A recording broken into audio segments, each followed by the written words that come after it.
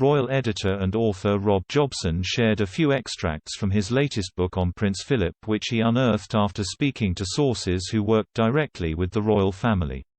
Mr. Jobson explained one story which saw the Duke of Edinburgh being put in his place by the Queen after a heated argument in the early morning woke her up.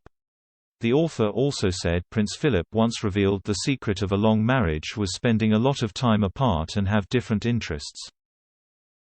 Speaking to ITV's Royal Rota podcast, Mr. Jobson shared with ITV's royal editor Chris Shipp a few anecdotes he may not have known about Prince Philip. He told the podcast, "There was another incident in the book which I found very funny after I spoke to various unnamed sources. There was a story at Balmoral where if Philip was on holiday, he was very much on holiday. And he was up at 5 a.m. He's a very active character, long before the Queen's pipers woke her up with the pipes. So he starts a huge row with a personal protection officer who was allocated to him and asked him, 'What are you doing?' He said, 'I don't need you, I'm on holiday.'"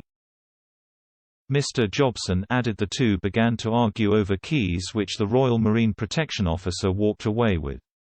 He said Prince Philip erupted into foul-mouth abuse at around 5:30 a.m. Mr. Jobson said, "At which point, Her Majesty opens the window and asks Philip what on earth is the matter. At which point he realizes he has overstepped the mark. And he knew there were limits, and when the Queen wasn't very happy, she only had to say a couple of words and he knew he overstepped the mark." Prince Philip spent his last year of life in Windsor Castle after he and the Queen were moved there in March 2020 when the pandemic began. The residence, usually reserved for brief holidays during the year, will now see the Queen permanently live there and not return to Buckingham Palace, according to sources. Prince Philip died on April 9 and was buried at St George Chapel in Windsor on April 17.